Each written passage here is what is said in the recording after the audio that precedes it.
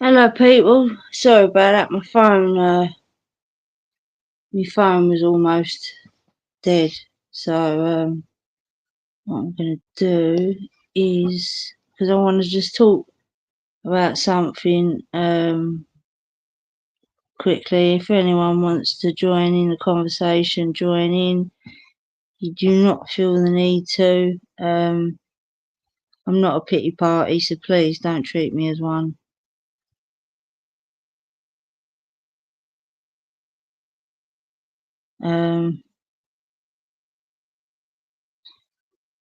Yeah, hold on a sec.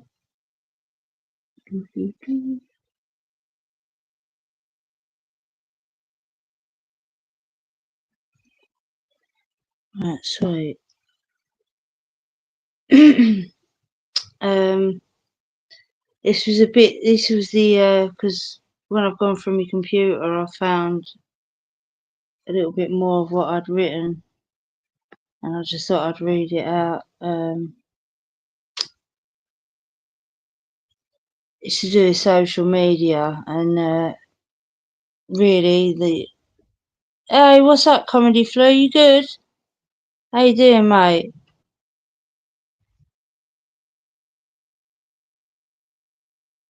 I is it really still Thursday? It's still Thursday here, mate, isn't it?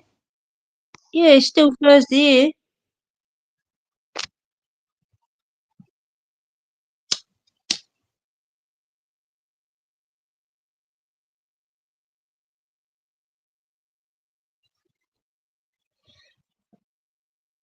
Um,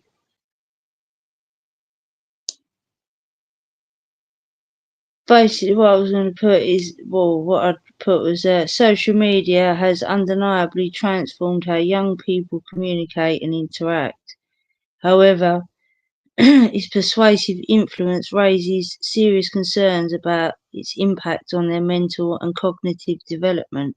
Now, I've got to admit, I've seen this even in adults. So, this is what worries me. My daughter, other people's kids, her friends, just the mental decline. You know, it's unbelievable. Um,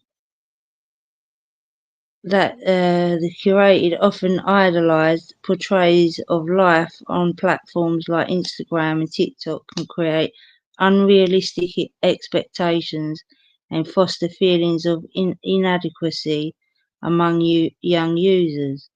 Consistent exposure to perfectly filtered photos and seemingly effortless, glamorous lifestyles can lead to a negative body image, low self esteem, and a distorted perception of reality, which we all know that it can do it to the best of us. You know, yeah, I'm understanding that Comedy Flu. I really, really am. Trust me. Um, that's why I've definitely stepped away from a few people or stepped back from a few people. Do you know what I mean? Um, Especially ones that try to act like I wanted them to be there. You know what I mean? When I didn't even ask. So, furthermore, the relentless pursuit of likes, comments, and followers can cultivate a culture of self promotion and validation seeking. So, this is where the huge egos come in, and the slightest thing can massively hurt someone's ego when it's just nothing, you know, and it shouldn't. And I'm noticing it in adults as well. You know, this is the thing. This is what's worrying me. If I'm noticing it in adults as well, you know,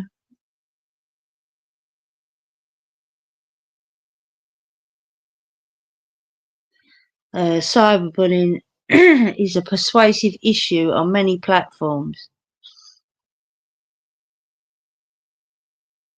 Yeah, that's smart comedy. You know, that's a smart thing to do. I've sort of somehow got boxed into a certain area, and I can't get out of it. I'm trying to climb out of it, you know, and just people ain't what you think. You truly think you think you know someone, or you think you can feel someone, and they're just not who they perceive themselves to be. So, and that's really difficult for people that are genuine, you know. And that's why you know, I've had bad news today. I don't think he was in here. I just did a live a minute ago, but my battery was almost dead. My dad not had great news today. I've moved in with him. I literally went and packed a bag and went back with him, or went back there. He's yes, I did. I did. I subscribed and I left a comment. I've not checked out the community per se, but I did leave a comment, and I did say that you you you know sorry, my words, my brain is so muddled today, that you recommended it to me, so I will check it out. She seems like a very sweet soul. I heard her say that she had Asperger's, um, but she seems like a very nice lady. Um, yeah, it's just I'm a little bit. It's hard for me because I went to the hospital today with my dad, and basically found out they can't cure it. They can only treat it and give him a little bit of a comfortable life. But the dosing up of morphine and all of that has already started. My dad's normally quite an uptight person, and since I've come back, like I had to I had to take him home, go back to the hospital, get the meds, then go back to his, come home, pick up a bag and, you know, just the stuff that I need, and just headed out the door, just, you know, because I didn't spend enough time. I regret it. I didn't spend enough time with him. So you know, I can't let him just go into a unit and wither away. They're already trying to kill him slowly, you know. So, but I've noticed since he's had the Oromorph, um, he's not spaced out. He's become really happy, and but I mean, he wouldn't even take a painkiller that I gave him before. But the doctor's prescribed him Oromorph, and now he's like, oh, the Oromorph. He keeps going on about it, and like, how long until me next, you know? And I know how that stuff works, and it ain't going to be long before his tolerance is up. And you know, they're just slowly trying to, like, basically on the form they had boxes of what the plan was, and at the top it had to cure the illness completely, and they ticked a box that the game or goal is to not cure him, is just to try and shrink it and give him a little bit of a better quality of life. So, but he seems happier since I've been here, so that's a good thing, you know. And I'm literally right there if he needs me. Um, yeah, it's just been a very, very hard day. I've had to just walk out of my place and just not look back. You know, I don't know how. long or how short this is going to be, but it's going to be cruel, whatever the weather, innit? I'm going to have to. I mean, he was weighed today and he's lost 5 stone in just over 2 months. So, yeah, it is, and this is what I'm trying to do. He's a very stubborn man, though. Very, very stubborn. Military man, so you can imagine. Um, but it doesn't matter. I'll take the insults and the I don't know nothing. But he wouldn't even let me go in the room with him today. Um, but they opened the door and they said, "Look, do you want to come in?" And I was like, "Well, yeah, if I can." I just wanted to respect his wishes. And yeah, she sort of sat me down, and you can, I don't know, some people can feel energy and they can know. And she gave me all the signs of he's not going to make it. Put it that way. Thank you, JJ. I appreciate that. I really do. Um, this is thin comedy. It's very difficult. He's struggling to eat because it's Hodgkin's lymphoma. It's attacking his lymph nodes and his pituitary gland. So his side of his face, around the bottom of the jawline and his neck, is, a good 3 or 4 times the size it should be. He looks like the Elephant Man on one side. Um, but yeah, hopefully they can just. Hello, Blunt. Sorry about that earlier. My battery was low, and I just had to. I had to sort of get my phone on charge and that. How you doing? I'm glad you managed to come through.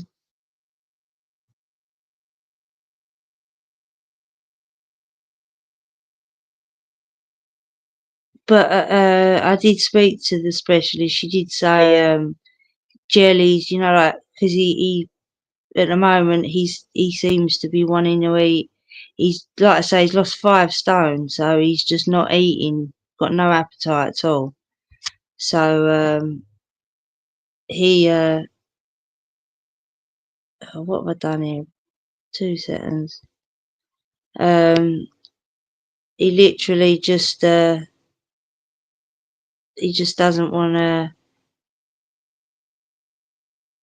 Well, it's not that he doesn't want to. He just can't eat. I mean, because it's coming up, it's putting pressure on the jaw.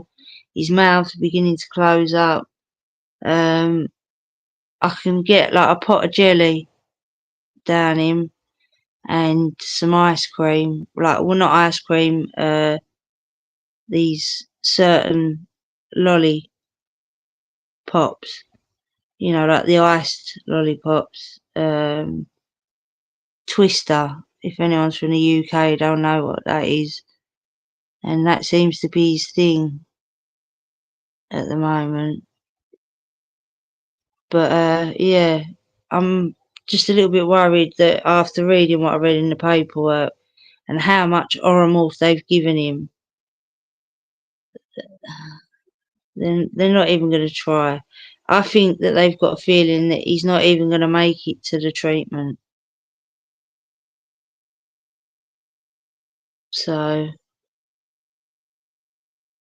but by the grace of God, he for me, I felt a bit robbed, but for me, he paid for his own cremation. So he said, I haven't got to worry. And I was a bit like, that's my responsibility. But he said, you'll thank me in the end. And I think I know what he means. So I've not Yes, well, this is what they did say today. The specialist, she did say smoothies and stuff like that. So that's what I'm gonna do. I'm uh, I'm just gonna get loads of, because fresh fruit, it's expensive and it goes off quick. So I'm gonna get a lot of blueberries, blackberries, things like that, and make a lot of smoothies just to try and get, because I know that, and maybe even try and stick a bit of greens in there as well, um, but just try and make it taste nice so it's not like drinking.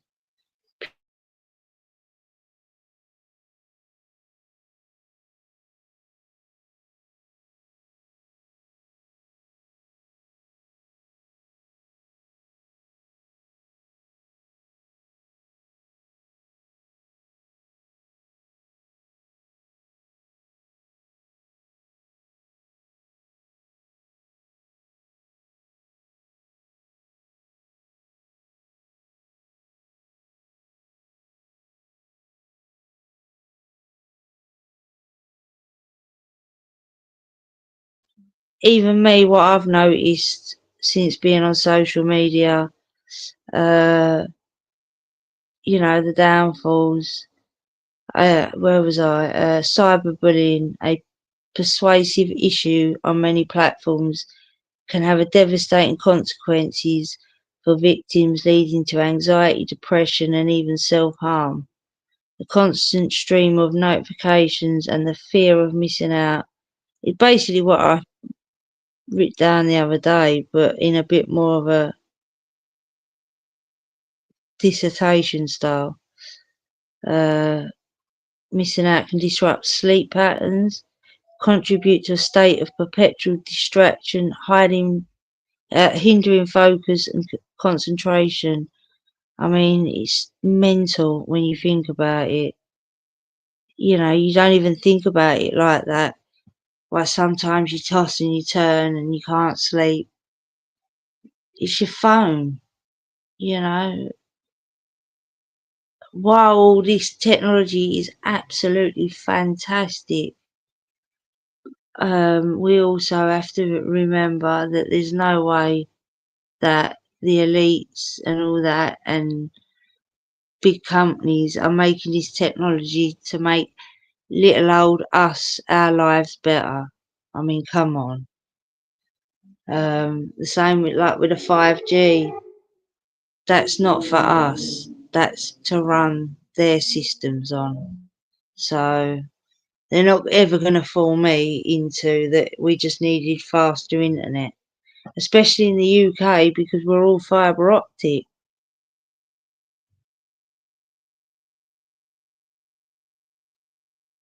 Oh, Fortisip.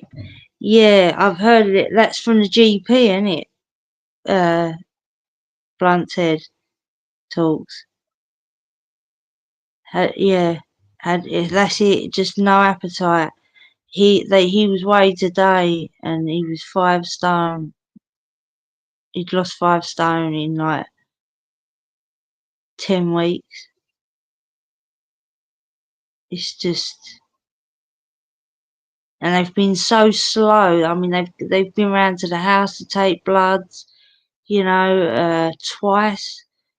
Um, I know it was because we found out just before Christmas, but you'd still think that hospitals keep going during Christmas, and we had to wait right through Christmas and into the new year and right up to pretty much now.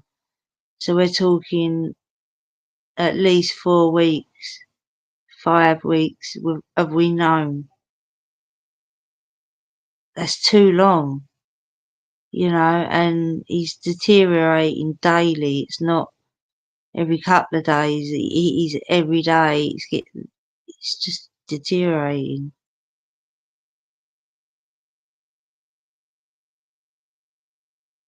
Yeah, I know. You get them Nutrishakes as well from the GP, didn't you? So this is what I was thinking. Um,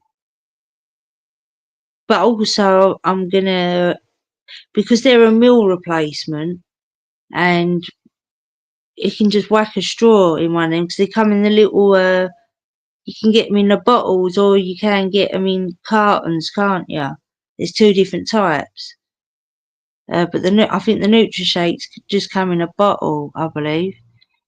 And if I can get in 3 of them a day, and then anything on top is a bonus, because obviously it gives you all the nutrients of a meal.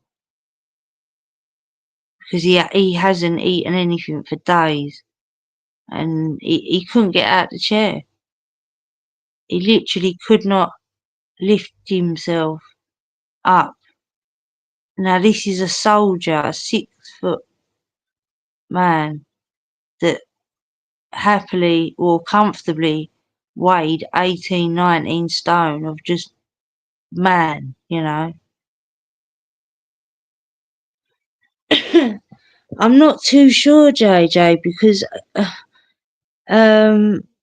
he has kept me out of a lot of it. It was only today that the doctors forced him to call me into to have me come into the room. It's a blood cancer. It's not leukemia. It's Hodgkin's lymphoma. So I believe that he's had a CT scan as well. So they've got a picture of just how bad it is.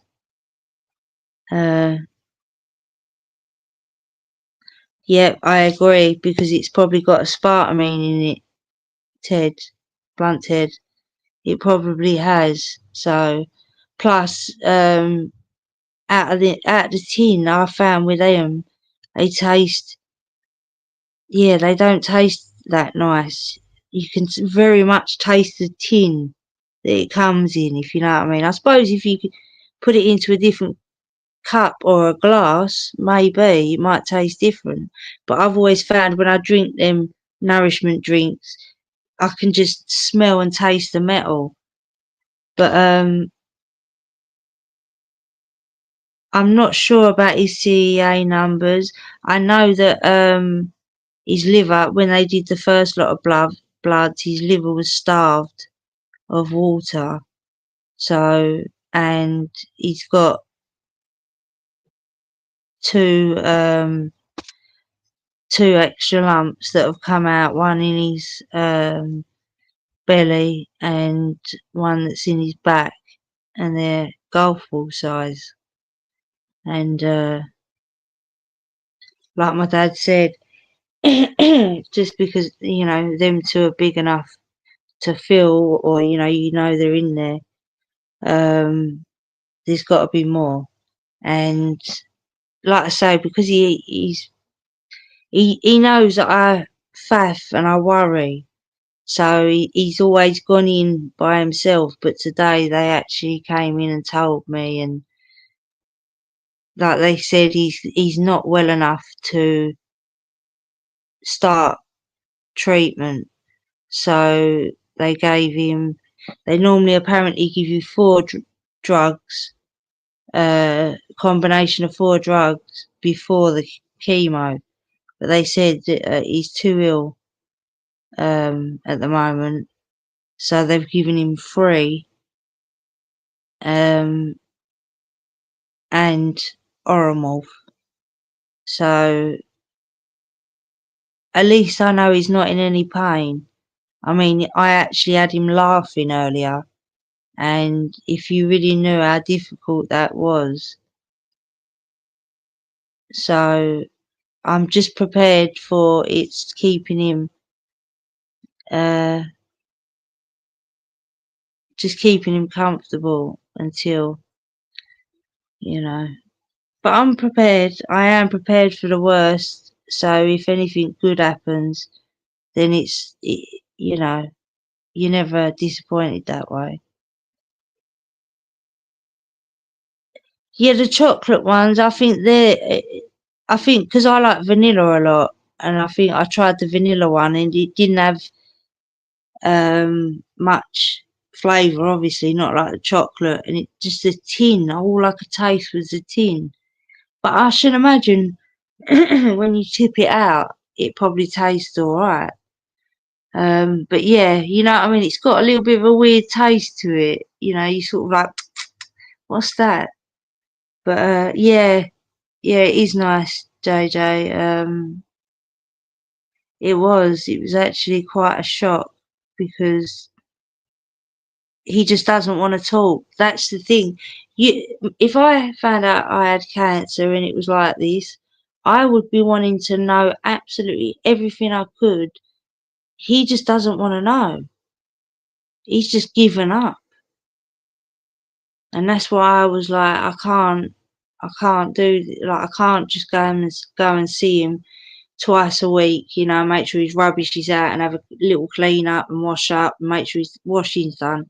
He needs looking after. So I come straight back and packed a bag and that's it. I've left and I'm,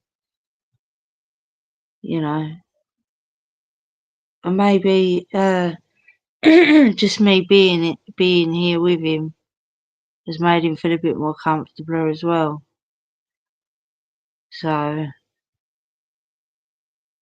I know that I'm going to take it hard, but I've always going to bear in mind he's not going to be in pain anymore.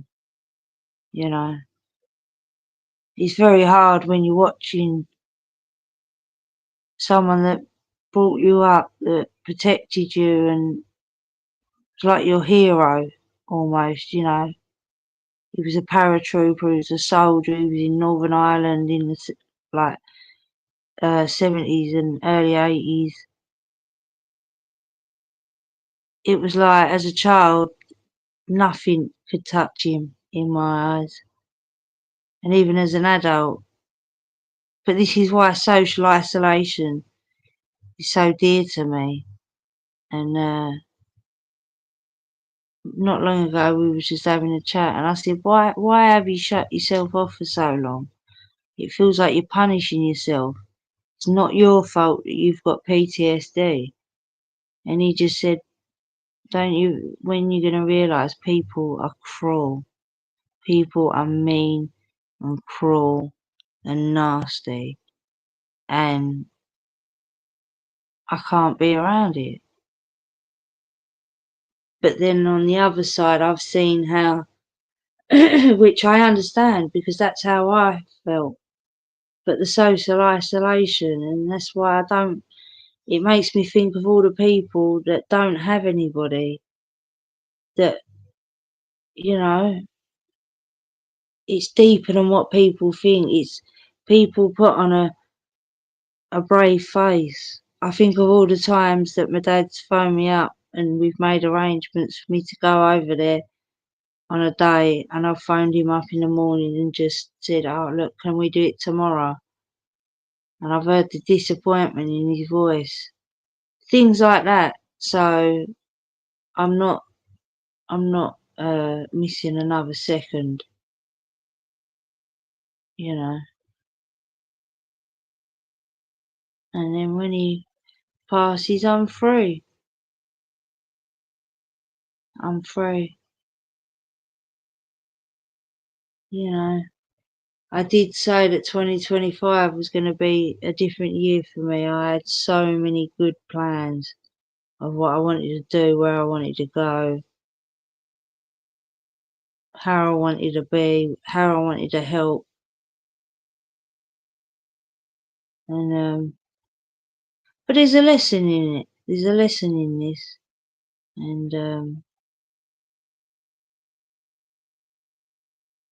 there's a lesson and there's a blessing. You just have to look at it the right way.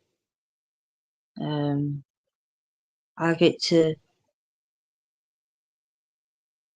you know, spend the last time, bit of time with my dad, and that's all that really matters, you know. But I do plan to try to. I mean, the Oromorph has definitely livened him up. Well, not livened him up, but made him approachable. I haven't really been able to. doesn't matter how quietly you talk, how kindly you are.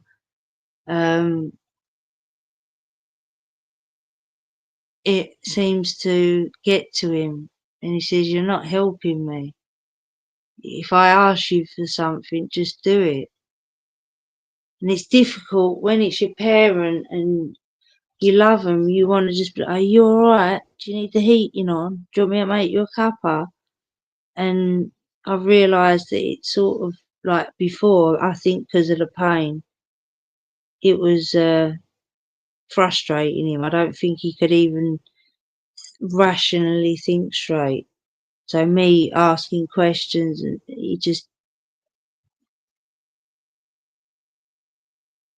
you know. But yeah, we've had a good laugh this afternoon, and I'm hoping that I'll get to finally see my dad actually fully open up and tell me maybe a few stories and that, because he will not talk about being in Northern Ireland. He just won't. But I think that's what they do, isn't it?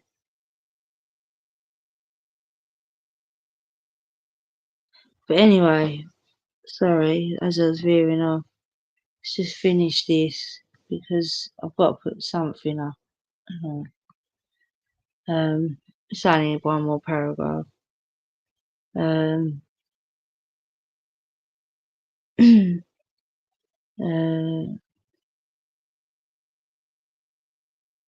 while social media can offer valuable opportunities for learning,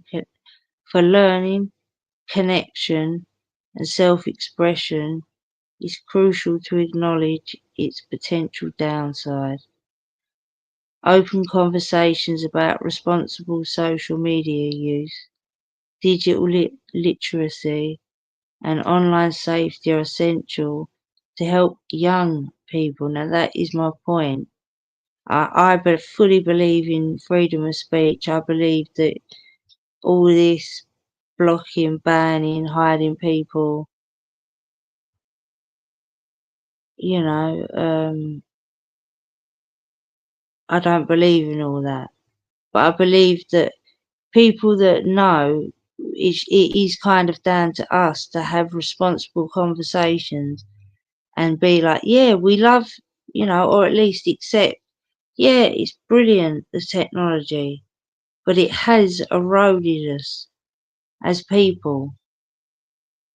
And it worries me that with so many things that are going on in the world today, tomorrow we could have, the UK could get attacked and we could go back to the war again, Third World War, and just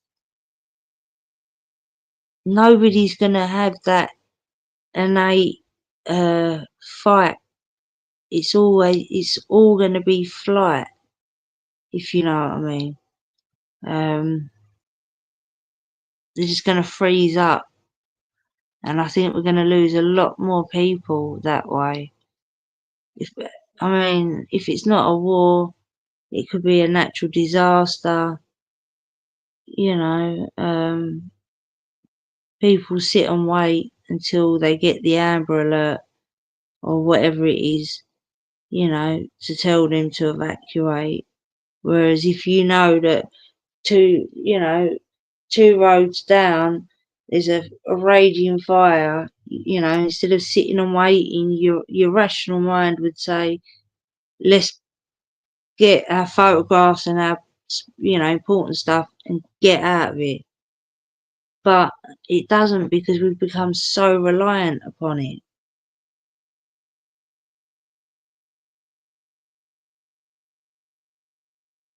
And it's just, it's just, you know, it's down to me. It's not, it is me. It's not everybody else. I didn't use social media that much, so I've got to get used to it, I think. Do you know what I mean? Yeah, it's hard, isn't it? blunt TED Talks, it is when they don't open up. And anytime I try to help with anything, he just thinks that I'm treating him like he's infirm or he can't do it himself. He can't do it himself, but he still won't let go. So I have to fight him on everything, and that's not helping him in the state that he's in. Because sometimes I have to, and it gets him riled up and angry, but I have to, because if I just lay down and just respect his wishes, it's just not going to work, you know. But I am going to do my very, very best. And then when he goes, you know, I will feel, I mean, if he was to go tomorrow, I would be really, really affected by it. But I think having this time with him, I know it's, I mean, he's 70 or 69, 69? Might as well say 70, 70 this year. So it's not like he's young. But this is what I'm hoping, that I can get him to open up and talk and tell me a few more stories. And he's a very much a closed book. But don't get me wrong, he ain't bad with technology. He's better at it than me. I mean, he doesn't really do, he watches YouTube, but he don't do YouTube or leave comments or any of that.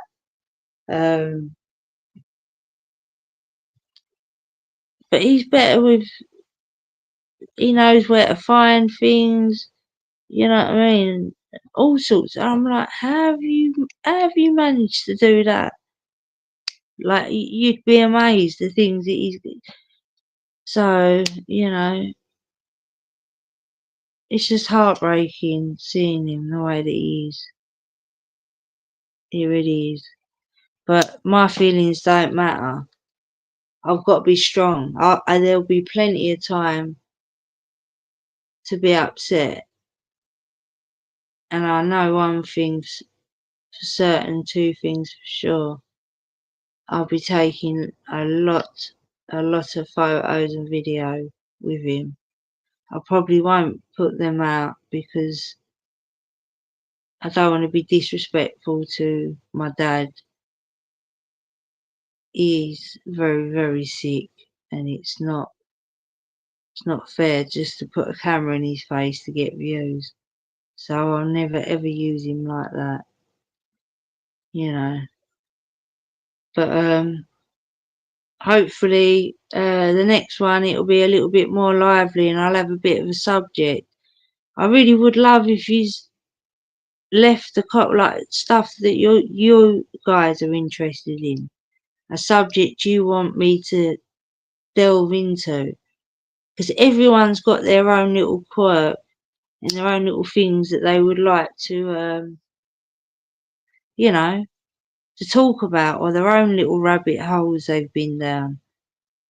And that's what I want to get back to, you know.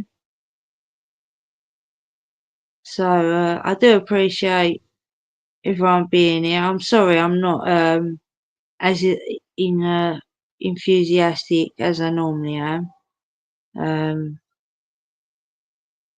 But I will, on my next one, have a good subject.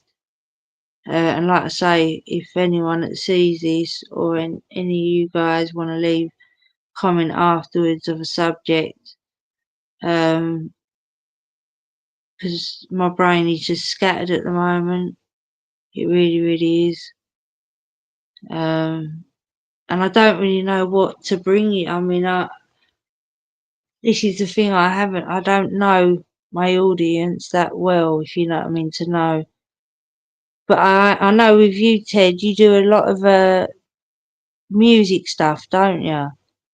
So it would be good to do a deep dive into, say, your favourite artist or something, and I'll find some little,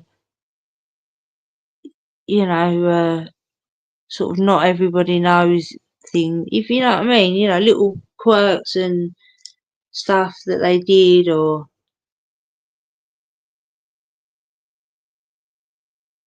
but I definitely want to still build the community, because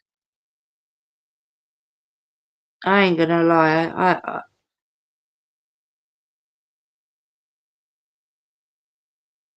I don't want anybody too close to me. I don't want to rely on anybody too close to me, because there isn't anybody reliable enough.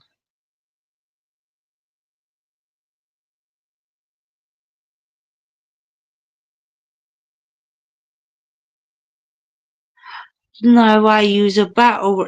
Oh man, we gotta talk. I love battle rap. Yeah, I love battle rap. Trust me. Do you ever watch Pen Game?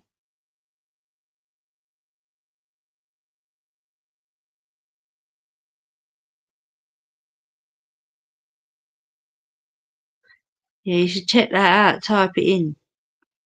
Pen Game, like PEN. Obviously like skills, writing down skills, your pen game. And that's pretty, that's like it's today's battle rap. It's really good.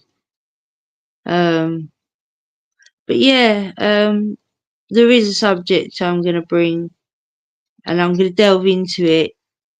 Oh, you do, yeah?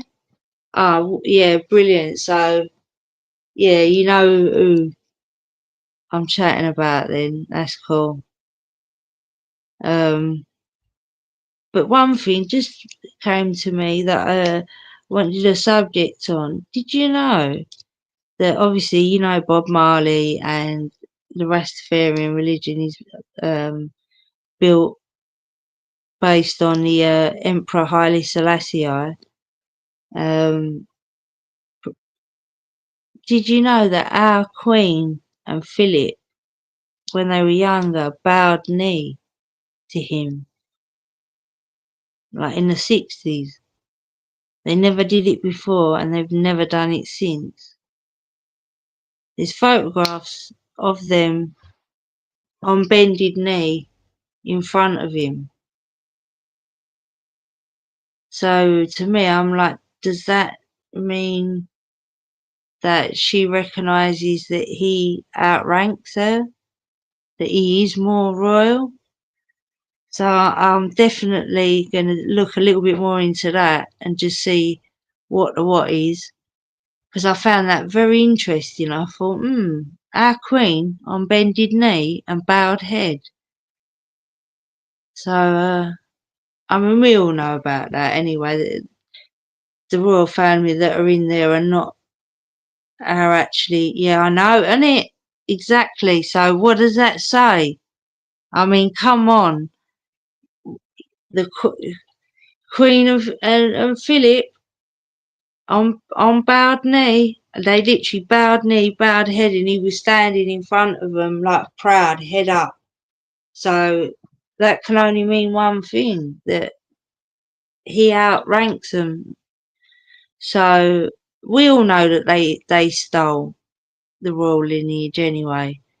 They're actually German, the royal family. Saxe Coburg, Battenberg Gotha, Gotha is the real names. And that's why they changed also the German Shepherd, because during the war they didn't want to call the dog German Shepherd, so they started calling it an Alsatian, because they wanted, obviously. So there's a few little things that I'm going to look into, but I'll find out more about that Emperor Haile Selassie and exactly why. But yeah, I've done 45 minutes. I appreciate you all for being here.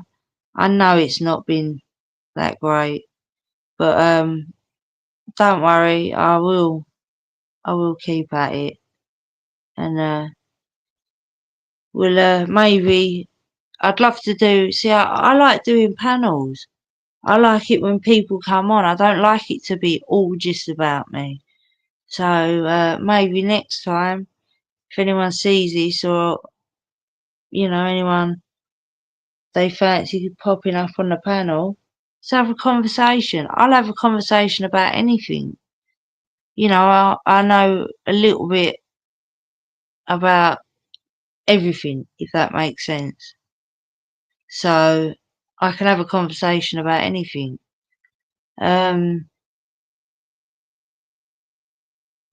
Yeah, so I do really, really appreciate you being here. And yeah, definitely, 100%.